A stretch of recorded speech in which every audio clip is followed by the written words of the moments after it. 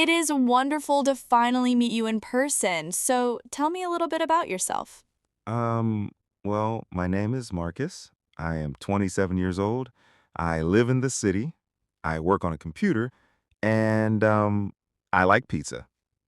And just like that, the conversation dies. Welcome back to the Learn English podcast. I am Marcus. We have all experienced that exact moment. Someone asks you a simple question, and suddenly you forget your entire life. It really is shifting daily. I mean, did you see the demo they dropped on Tuesday? Oh, absolutely. It blew my mind. But it also raised some pretty huge questions about how we define art in the first place. It is the most common interview and networking question in the world, yet it causes absolute panic for non-native English speakers. They end up sounding like a robot reading a basic identity card. Joining us today is Mia, an elite communication expert who helps professionals navigate high-stakes conversations. Mia, why does this simple question completely destroy our confidence? Thank you for having me, Marcus. The reason you freeze is not because your English vocabulary is bad. It's because of a psychological concept called the blank canvas.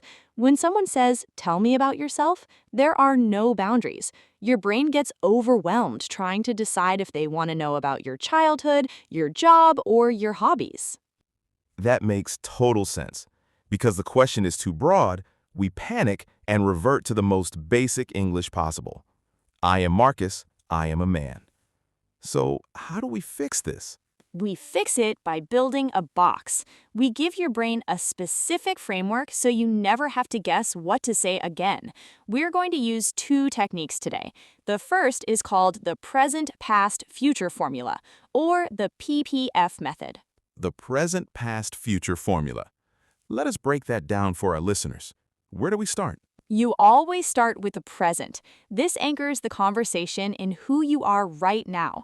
You state your name, your current professional role, and your location. For example, I am Mia. I am currently living in London and I work as a communication strategist. I love the word currently. It sounds so much more native than just saying, I live in London. Okay, so we have the present. What is the past? The past is simply how you got here. You don't need to explain your childhood.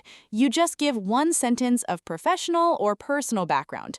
You use the phrase before this or originally I.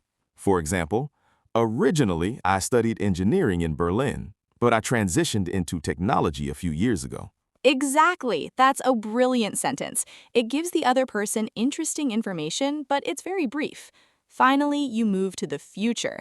This is what you're excited about right now or what you're working toward. You use the phrase, right now I'm really focused on, and you fill in the blank. Right now I'm really focused on expanding our client base into Europe. Let us stop right there and test this. It's time for our listener challenge. If you're listening to this, I want you to practice building your own introduction right now. Imagine you're at a conference. Someone asks, "Tell me about yourself." You're a marketing manager who recently moved to New York from Tokyo.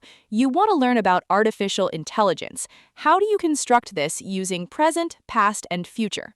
Take a few seconds to think about your answer. Remember the structure. Take a few seconds to think about your answer. Remember the structure. You smile, make eye contact, and say, "I am currently working as a marketing manager here in New York. Originally, I was based in Tokyo managing the Asian market. Right now, I'm really focused on integrating artificial intelligence into our daily campaigns." That's flawless. Present, past, future. It takes less than 20 seconds, but it sounds incredibly professional. It does, but there's one final piece to the puzzle. This brings us to technique number 2, the pass-back pivot. You can give a beautiful introduction, but if you stop speaking and just stare at the other person, it becomes awkward. That's a great point. How do we naturally end our introduction so the other person knows it's their turn to speak? You pass the conversation back to them using a pivot question. Don't just say, "And you?" That's too basic. Instead, say, "But how about you? What brings you to this event today?" What brings you to this event today? That's a high-level, sophisticated English phrase. It opens the door perfectly. Let's put all of this together. We're going to do 2 extended role plays so our listeners can hear the natural pacing, the tone of voice, and the body language.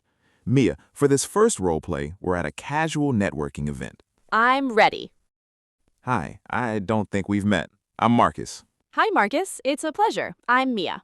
Great to meet you, Mia. So, tell me a little bit about yourself. Well, I'm currently working as a freelance consultant based right here in the city. Before this, I spent 5 years working internally for a large tech firm. Right now, I'm really focused on helping startups build their internal culture.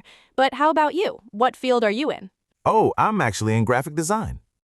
That was completely painless.